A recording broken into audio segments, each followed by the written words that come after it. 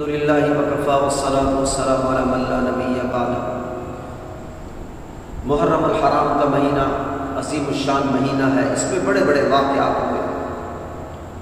وہاں محرم الحرام کے اندر یہ بھی بات ہے کہ چودی پہاڑ پر جب کشتی لگی تو محرم الحرام کا مہینہ تھا۔ موسیٰ علیہ السلام کی قوم جب سمندر سے نجات پاتی ہے تو مہینہ محرم الحرام کا، جب قیامت برپا ہوگی مہینہ محرم الحرام کا ہے۔ حضرت آدم علیہ السلام حضرت حوا کی ملاقات ہو تو مہینہ محرم الحرام کا ہے۔ تو بڑے بڑے واقعات محرم الحرام کے مہینے میں ہوتے۔ تو محرم الحرام کا مہینہ یہ عظمت اور عزت والا مہینہ ہے۔ محرم الحرام کو محرم الحرام بھی اس لیے کہتے ہیں، یہ حرمت والا عزت والا مہینہ ہے۔ اس میں بعض بزرگوں نے ایک وظیفہ بتایا ہے کہ اگر کوئی آدمی کوئی عورت یہ چاہے کہ میری جیب سے میرے پرس سے پیسے کم نہ ہوں، سارے سال میرا پرس پیسوں سے بھرا رہے، یا میرے پیسے پرس میں ختم نہ ہو، بھرا رہنا نہ بھی ہو لیکن میرے پرس میری جیب میں پیسہ کبھی ختم نہ ہو، تو اس کو چاہیے یکم محرم الحرام۔ یہ مجرب وظیفہ ہے، بزرگوں سے ثابت ہے کہ 113 بار بسم اللہ الرحمن الرحیم کاغذ پر لکھے قلم سے، اور پھر اس کو لپیٹ کر اپنے پرس میں رکھیں یا اس کو لپیٹ کر اپنی جیب میں رکھیں۔ جب تک وہ پرچی تمہارے پرس میں رہے گی اللہ تمہارے پرس کو پیسوں سے خالی نہیں رکھے گا، کہیں نہ کہیں سے معقول انتظام کریں گے اور آپ کے پرس میں پیسے رہیں گے۔ اور صحیح بات تو یہ بتاؤں، میں نے اس کا تجربہ کیا۔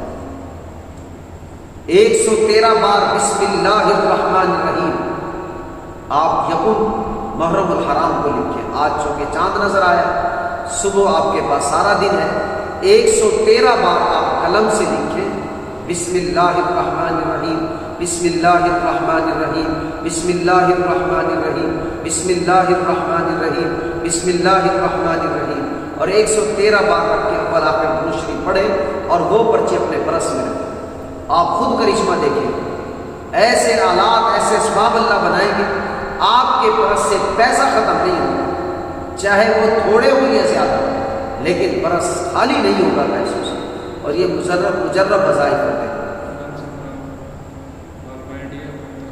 قلم سے مراد ہے جو آدمی پین استعمال کرتا ہے، روشنائی سیاہی، اور آپ حیران کن اس کے نتائج دیکھیں گے۔ یہ میرا کوئی بتایا ہوا نہیں، یہ بزرگوں کا بتایا وظیفہ ہے، مجرب ہے۔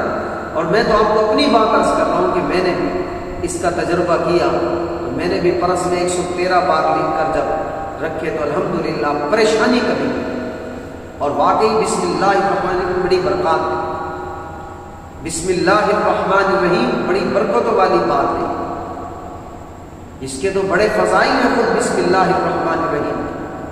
ایک عورت مجھے کہنے لگی کہ میرا بیٹا ہیروئن پیتا ہے، کوئی وظیفہ بتا دے۔ ہمارے استاد نے وظیفہ بتایا ہوا تھا کہ کتنا ہی مشکل کام ہو، ہر نماز کے بعد اول آخر درود شریف بسم اللہ الرحمن الرحیم پڑھیں، اور مغرب کے بعد 41 بار پڑھیں، اور جو کام کرنا وہ نیت دل میں رکھیں، اللہ وہ تمہاری مراد پوری کر دے۔ میں اللہ کے گھر میں بیٹھ کر ذمہ داری سے کہہ رہا ہوں، کچھ دنوں کے بعد اس عورت کا فون آتا ہے تو کہنے لگی اللہ کا شکر ہے میرے بیٹے نے بسم اللہ الرحمن الرحیم کی برکت سے ہیروئن چھوڑ دیا۔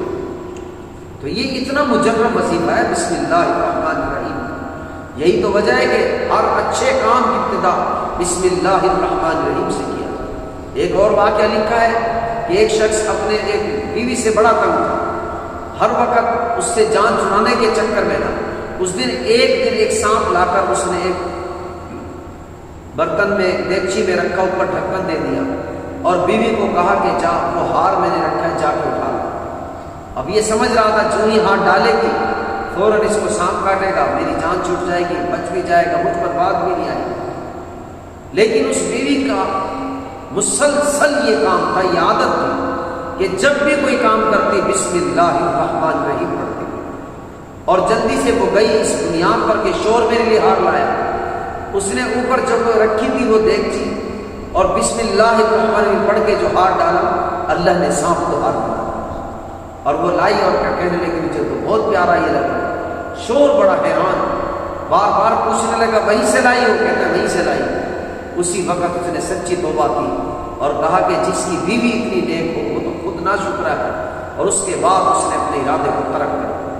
تو یہ بسم اللہ الرحمن الرحیم بڑا مجرب وظیفہ ہے۔ اللہ تبارک و تعالیٰ ہم کی توفیق عطا فرمائے۔